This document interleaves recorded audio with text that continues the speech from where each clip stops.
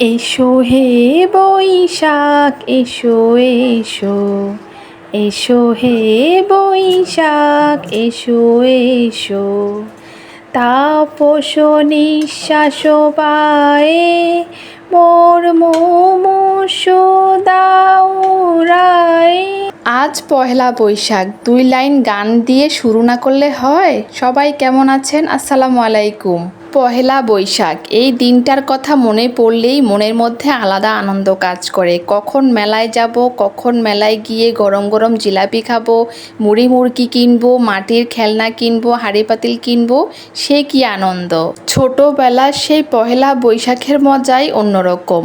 এলাকার যত দোকান ছিল সেগুলোতে হালখাতা করতো, বাবা দেখতাম মিষ্টি নিয়ে আসতো, তাই বলতো এই দিনে সব দোকানদাররাই মিষ্টি মুখ করায়। তখন তো বুঝতাম না যে শুভ হালখাতা করে।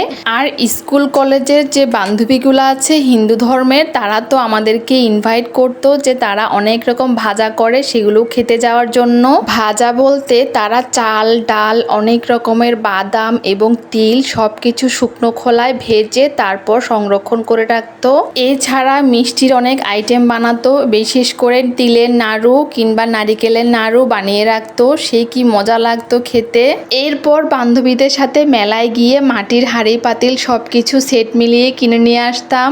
তার সাথে বাঙ্গি আর তরমুজ তো আছেই, এগুলো তো মিস করাই যাবে না একদম। এখনকার মতো এরকম ইলিশ মাছ ভাজা খেতে হবে, পান্তা ভাত খেতে হবে কিংবা লাল সাদা শাড়ি পরে মেলায় ঘুরতে যেতে হবে, সেটা কিছুই বুঝতাম না। শুধু বুঝতাম মেলা হবে, আজকে ঘুরতে যেতে হবে, নতুন কাপড় পরতে হবে, সবার সাথে একসাথে দেখা হবে, সে কি আনন্দ। আর এখন পহেলা বৈশাখ শুরু হওয়ার আগেই জামা কাপড় পরে পহেলা বৈশাখ পালন করে সোশ্যাল মিডিয়াতে আপলোড করতে হবে, ভিডিও পোস্ট করতে হবে, কত কি।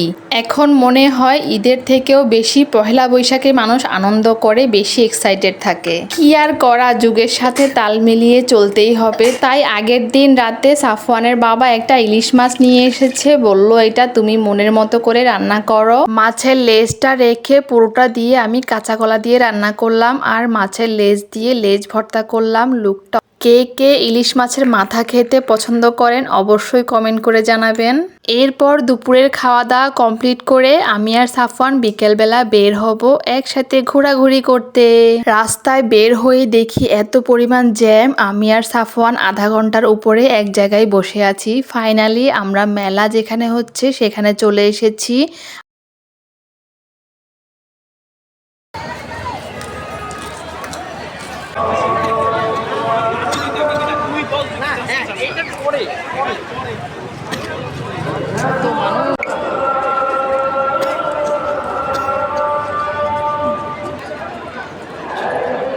আস্তে আস্তে প্রায় সন্ধ্যা নেমে এসেছে, আর এখানে এসে আমরা ঘোরাঘুরি স্টার্ট করে দিলাম। অনেকগুলো স্টল বসেছে, জুতা জামা খাবার দাবার প্রচুর স্টল ঘুরে ঘুরে দেখলাম আমি আর সাফওয়ান মিলে। ওর বাবা একটু পরে আমাদের সাথে জয়েন করবে, ওর বাবার একটু কাজ ছিল তাই আমাদেরকে বলল তোমরা একটু ঘোরাঘুরি করো, আমি একটু পর আসছি। মেলায় আসবো আর আইসক্রিম খাবো না, তা হবে না। সাফওয়ান আর আমি দুইজনে আইসক্রিম নিয়ে বসে পড়লাম। সাফওয়ানের পছন্দ কাপ আইসক্রিম আর আমার পছন্দ চকবার আইসক্রিম, তাই আমরা শেয়ার করে মা ছেলে মিলে মজা করে আইসক্রিম খাচ্ছি।